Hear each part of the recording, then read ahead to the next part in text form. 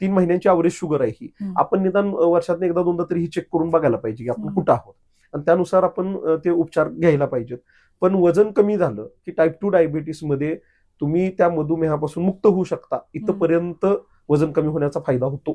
Patient किती शिस्तीने ते करणार ह्याच्यावरती अवलंबून. ठीक, परंतु हे सगळं डॉक्टरांच्या सल्ल्याने व्हायला पाहिजे. हा, कारण ते वैयक्तिक लेवलला बऱ्याच वेळा लोक गोळ्या बंद करतात किंवा हे चूक आहे.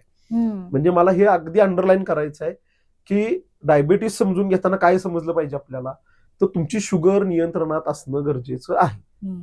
मग ते तुम्ही वजन कमी करून करा, ते तुम्ही गोळ्या खाऊन करा, कशाही पद्धतीने करा, पण शुगर नियंत्रणात असली पाहिजे. मला काही त्रास होत नाही हे डायबिटीस नियंत्रणात असल्याचं लक्षण असू शकत नाही. डायबिटीसचा त्रास म्हणजे काही, डायबिटीस म्हणजे सर्दी खोकला ताप थंडी नव्हे की तुम्हाला शुगर वाढली म्हणून काहीतरी अंग दुखायला सुरुवात होईल, काहीही नाही. डायबिटीसला सायलेंट किलर म्हणलेलं आहे. जोपर्यंत पेशंट मल्टिपल ऑर्गन फेल्युअर मध्ये जाऊन ऑर्गन फेल्युअर होत नाही, किडनी डॅमेज होत नाही, रेटानोपॅथी डेव्हलप होत नाही, दिसायचं कमी येत नाही, तोपर्यंत तुम्हाला कळत नाही डायबिटीसने तुमचं नुकसान काय केलेलं आहे.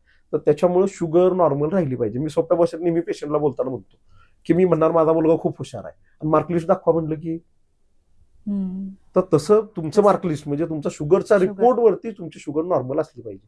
ती तिथं वाढली आहे म्हणल्यावर तुम्ही उपचार घ्यायला पाहिजे.